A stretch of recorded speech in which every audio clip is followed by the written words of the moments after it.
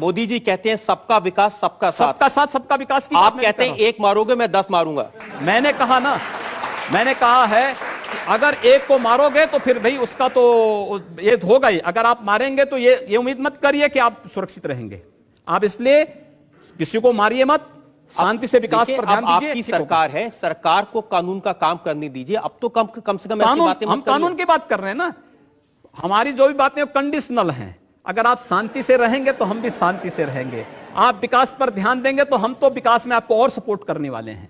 हमारे यहां भारत के अंदर मैं तो आप चाहता हूं सिर्फ आप जनता से आज इतना वादा कर दें कि अब इस तरह के भड़काने वाले बयान नहीं देंगे, आप आग लगाने का काम नहीं करेंगे और वाकई में सबको साथ लेके चलेंगे। जो अगर बशर्ते अगला पक्ष शांति से रहेगा तो मुझे प्रसन्नता होगी उसके विकास करने में योगदान देने में। और अगर अगला पक्ष शांति से नहीं रहेगा तो क्या करेंगे? अगर शांति से नहीं रहेगा तो उसको शांति से रहना सिखाएंगे।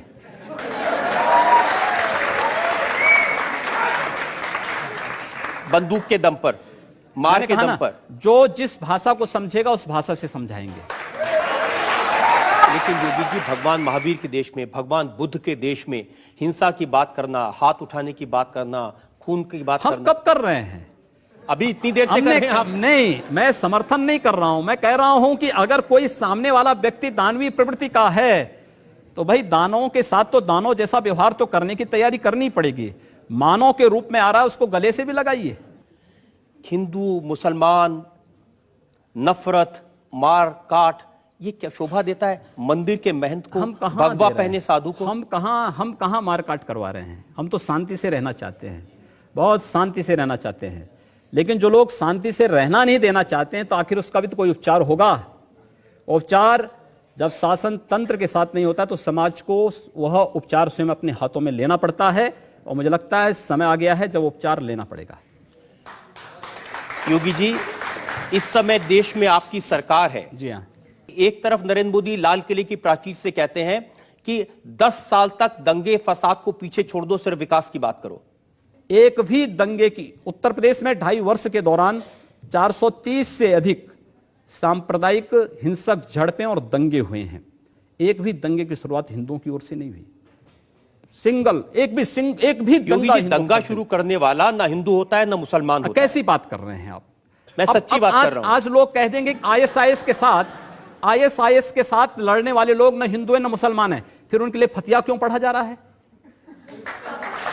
आप कहते हैं कि आतंकवाद की कोई जाति नहीं होती, क्यों उसको फिर जाति के दायरे में, किसी मजहब के दायरे में उसको कैद कर देना चाहते हैं? ये तो आप कर रहे हैं कैद, मैं नहीं कर रहा हूं।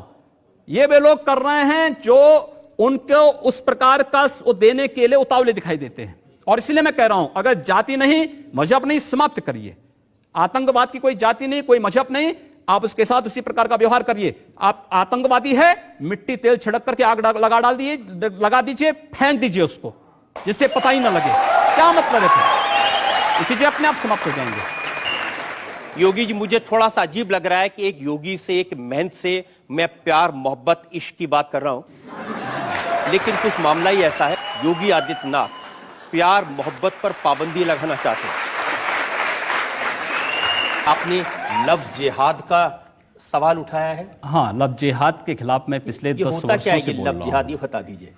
देखिए, लव जिहाद इस देश के खिलाफ, इस देश की संस्कृति के खिलाफ एक अंतर्राष्ट्रीय साजिश है। और उस साजिश को केवल मैं नहीं बोल रहा हूं। उत्तर प्रदेश हाईकोर्ट ने 2006 में उत्तर प्रदेश की सरकार को एक निर्देश जारी किया था कि उत्तर प्रदेश के अंदर बड़ी तेजी के साथ हिंदू बालिकाओं का अपहरण क्यों हो रहा है। 2009 में केरल हाई कोर्ट ने भी इस संबंध में वहां की सरकार को एक निर्देश जारी किया कि 4 वर्ष में 5000 से हिंदू बालिकाओं का अपहरण होना, आखिर ये सब क्या है। कर्नाटक हाईकोर्ट ने इस संबंध में आदेश जारी किया था कि आखिर इसकी सीआईडी जांच क्यों नहीं करा दी जाती है कि अचानक हिंदू बालिकाएं क्यों, उनका अपहरण हो जा रहा है, कहां गायब हो जा रही हैं। केवल ये 2 लोगों का आपसी प्रेम होता तो कोई बात नहीं, करें, आपसी सहमति से हो तो ठीक, लेकिन छल छद्म के आधार पर नहीं, धोखे के आधार पर नहीं, जो रांची में हुआ, जो मेरठ में हुआ, जो हरियाणा में हुआ, अगर इस प्रकार की किसी भी दुष्प्रवृत्ति को जिहाद के नाम पर हिंदुस्तान में थोपने का प्रयास होगा तो हम उसे किसी भी स्थिति में स्वीकार नहीं करेंगे।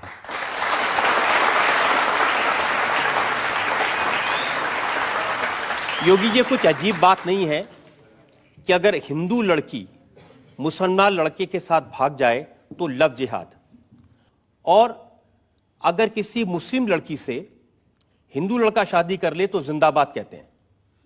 ये डबल स्टैंडर्ड क्या है? केवल स्टैंडर्ड नहीं है,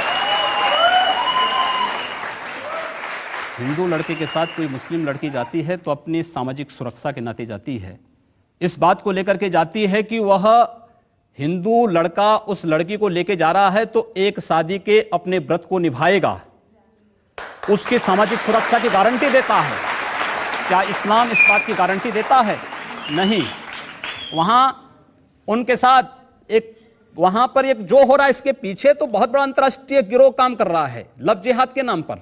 इस पे पैकेज घोषित हुए हैं, हिंदू बालिकाओं का अपहरण होना, उसके साथ जबरन दुष्कर्म करना, उसकी जिंदगी को बर्बाद कर देना, उसके अलग अलग पैकेज घोषित हैं। और ये धोखे के नाम पर आखिर क्यों अपना पूरा नाम नहीं बताती हो पहले से? रोज तो समाचार पत्रों में आ रहे हैं, रोज तो आप देख रहे हैं, रोज तो इस प्रकार की बातें आ रही हैं कि पहले नाम उसका कुछ और है, परिवर्तित नाम में कुछ और करके बाद में जब वास्तविक स्वरूप में आती है तो वो बालिका तब अपने आप को देखती है कि हमारे साथ धोखा हो चुका है। अपना सही नाम बताइए।